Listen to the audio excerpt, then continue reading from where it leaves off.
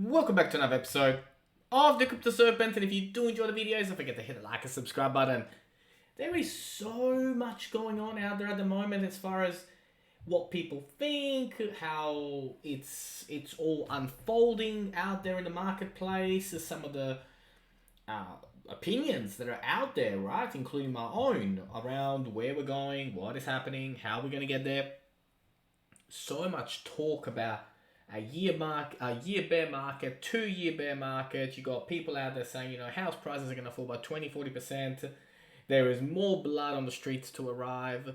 And so it does raise really, really interesting questions. Now, former developer, advocate at Ripple, explains why XRP has stayed in the top 10. It's a very important question. And I think it's really, really cool. He goes, I know nothing about Ripple XRP other than it aims to make cross-border payments cheap, but is it actually being used? I'm curious how it's maintained the top 10 position, no DEXs, no smart contracts, no NFTs, and it's an ongoing lawsuit with the SEC. See how a lot of people make those sort of assumptions? And then Matt Hamilton comes out and goes, no, DEX, the XRP ledger was the very first DEX. It was the first blockchain to allow the tokenization of assets. It has NFTs and native NFT support. It is currently being voted on by the community for activation. Most SC functionalities is built in, but also hooks being developed. And the reason the XRP has stayed in the top 10 is because it works. It does what it says on the tin. The XRP ledger is still the best blockchain for payments and transferring value around. It is decentralized, secure, fast, cheap, scalable, well-tested, and stood the test of time. Can I get a mic drop at the end of that line? I mean, he absolutely roasted him. And that's why it stayed in the top 10, regardless of a lawsuit. Just look at what happened with Terra. Look what's going on at the moment with Solana out there. I mean, what's happening with Solana is not good. Not good at all.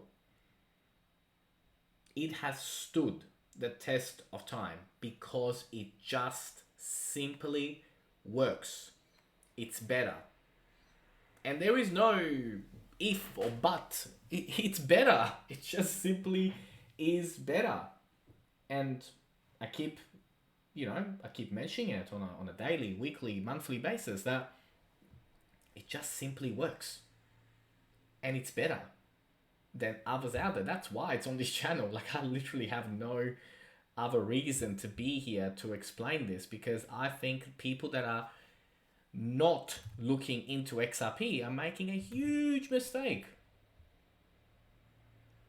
Now, Ripple's Anthony Welfare explains CBDCs today at the Banking 4.0 conference. So what is it? How do they work? How it's all going to unfold? It's all on there. So there is a lot of talks going on at the moment when it comes to CBDCs, innovation, and all of those things, right? And Ripple has solutions. It has solutions ready to go when it comes to this stuff. So regarding Ripple and its interest in helping central banks around the world with their CBDC products, it is worth noting that on February 11, the Digital Euro Association announced that it was delighted to about a new partnership with fintech firm Ripple. And they think that tank specialization in central bank digital currency, CBDCs, stablecoins, crypto assets, and other forms of digital currency is a mission to contribute to the public and political discourse through the research, education, and by providing a platform and community for policymakers. I mean, it is really exciting what is about to go down over the next 24 months. Really, really, really exciting. There's no shortage. Super pumped. Super pumped about where everything is going. Have a listen to this. You'll find this interesting. Iran or North Korea, you won't have access to the international banking system. People won't bank with you. Well, that is becoming less and less powerful, partly through the digital yuan and partly through other innovations where people are just going around SWIFT because it's slow and inaccurate in all those ways that Monica and Christina are about to talk about in bringing payments out of the digital era. But this is a really key point because Ripple is really at the cutting edge of this. So you guys should all be really proud to work here. 75% of big global banks, especially US ones, are pulling out of the international correspondent banking system. It's just too onerous. The regulatory requirements are too painful, and people say, well, it's not worth it. Why should I have a correspondent banking pair with Uganda or Ghana or Chile? Why should I bother? And so new innovations like the Chinese digital yuan, like the big payments platforms in China, could take its place. On the US side, what do we have? I mean, if we had national champions in the US, which we don't, of course, Ripple would be it. We could be on the really positive side of this as we start gaining traction. And I don't have to tell you all because you work here and you help make this happen every single day, but we're designed as capable of disrupting illicit transactions. We do full AML, IC. We can counter corruption in developing countries because instead of sending cash, people are sending assets digitally. We're helping with financial inclusion, all of that while safeguarding privacy. And what's stopping us in the US, I think through no malicious intent, but if you look at the maze of people who regulate people like us, fintech companies, banks, etc., cryptocurrencies, it's very unclear. There's an alphabet soup of US regulators working with this, none of them coordinating very well. I mean, I think that's really, really interesting what she had to say. Like, the way that she described it and the way that she said about the mission and the vision of where the company's going and what they're up to and what's going on. So, exciting times ahead is all I can say. Exciting times ahead. And it's really interesting to get that insight, from like a team, sounded like a team conversation. Former US Treasurer says cryptocurrency is one of the greatest wealth disruptors. I mean, she has her face, I think it's like on a $1 trillion worth of bank, worth of notes, and she's the one saying, cryptocurrencies are going to be one of the greatest wealth disruptors. And I look at the prices today and I look at what's about to happen, and yes, the prices are going to go down before they go up. Like, I'm just going to tell you now, to save you the hassle, prices are going to go down before they go up. But let me tell you something, right? Cryptocurrency is here to stay, and it will be one of the greatest wealth disruptors. And it's only those that accumulate during times like we are now that are really going to come out on top. But you got to believe, you got to do your own homework. And again, it's not financial advice. I'm not a financial advisor, but you need to do your homework. Because if you do your homework, you will sleep like a baby at night, because this thing is going to take over. Now, upcoming conference on Heman's emails, now available on the public, including call-in information. So that there, it's all about to go down. I can't wait. It's going to be really, really exciting. But the breaking call information conference scheduled for Tuesday 7th at 3 p.m. to discuss internal documents. I will be bringing that to you as soon as I know about it. You'll be the first to know, but I'm looking forward to that. Ripple CEO Brett Garlinghouse says company to consider acquisitions. I think that's really, really interesting, what does the future look like and what does that look like from that end, Garlinghouse tells CNBC that they have a very strong balance sheet and it is at the stage of its growth where it's most likely to be a buyer than a seller. So buying assets and continuing to grow the ecosystem. So like I said, to me, exciting, really, really, really exciting times ahead. And XRP turns 10. It's 10 years old. I mean, how exciting is that? I think that's really, really cool, that it's had its 10th anniversary. So I think it's really cool, June 2, 2012 is when it all started. And look how far it's come in those years. So really, really, really cool. Now, I am going to take a few moments of your time to tell you a little bit of update about what's been going on in my world. So I've been very busy behind the scenes. And I am actually excited to tell you guys that I'm going to be involved in the blockchain space more than ever. But I'm going to show you a clip that I shared across my social media yesterday.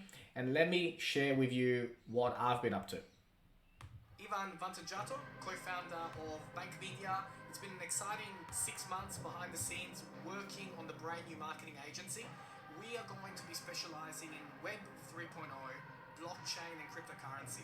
It's a huge change compared to how you guys know me in the past with digital marketing tribe, but I believe in the power of blockchain.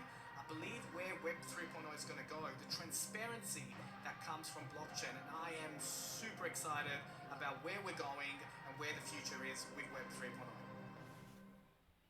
Well, there you have it. So, Bank Media is my brand new agency. So, what you guys don't know behind the scenes is that I have been very, very busy. I actually sold my shares in Digital Marketing Tribe. I have taken a massive leap, huge risk, of course, involved in doing so, and starting a brand new marketing and PR firm, which is going to help and specialize in helping crypto projects around the world. So really, really excited about that. We've got new business partners, a new facility in Adelaide, 8 staff members, which are you're going to be working on across strategy, PR, branding, and content creation, social media management, and the PR aspect of it as well. But I was really, really excited, to bring it to you guys and to share with you some of the things that I'm going to be up to. Now, in terms of what does that mean for the channel, what does it mean for the future? Well, I'm going to be involved in the space more than ever in many, many different areas of it, including the marketing and PR side of this amazing industry. And so it's going to be really, really cool because that's going to give me the opportunity to work with great, new, exciting projects which are going to be coming out, which means that as the Crypto Serpent, I'll be able to bring it to you guys and share it with you. Now, as always, it's going to be transparent. I'm going to tell you, right? If these companies are working with us as a marketing firm, you'll know about that. And it will be up to you to decide whether you see value like we see value in it or not. But I'm super excited to be stepping into the blockchain and cryptocurrency marketing and PR side and bringing all the skills and knowledge that I have to this amazing, amazing industry. So I can't wait. The website is bankmedia.io, BANQMEDIA.io. And I look forward to hearing what you guys have to think about, this exciting move and this exciting new step that I've taken. It hasn't been easy. It took a lot of mental power to make the decision and to decide and commit to do this. And it has been 6 months in the making. So I'm super, super excited. In terms of where we are at the moment, what is going on with the prices, what can we expect coming up? Well, like I said, I'm still not convinced that if we touch 44 cents, we're not going to drop down. I think we are going to drop down. Now, the question is, this is an overlay from what occurred back in 2017, 2018. And so that's exactly how it occurred, right? So you can see the prices, you can see that there was a week where the prices dropped dramatically, then it sort of hovered a little bit, and then it just absolutely exploded and went all the way up, as the prices that we know it hit. Can we expect something similar as soon as the case settles and soon as, all these exciting things like on-demand liquidity and all that launch? The answer is yes. And more. Because we'll have legal clarity. Now, in terms of what I expect at the moment for the month of June, I don't expect much to happen. I don't expect us to be moving in a positive way into, previous all-time highs or anything like that. I am expecting a month where we probably land at a low 30, maybe even a 28, 29 cents, and then we start to go up afterwards from that. So be patient throughout June because I don't think it's going to be an exciting month. It does appear that we are building the end of a cup and handle, but again, to be confirmed. To be confirmed. What I do know is that when the next phase launches, this is what we have to look forward to. It's going to be awesome. It's going to be absolutely awesome. It's going to blow a lot of people away.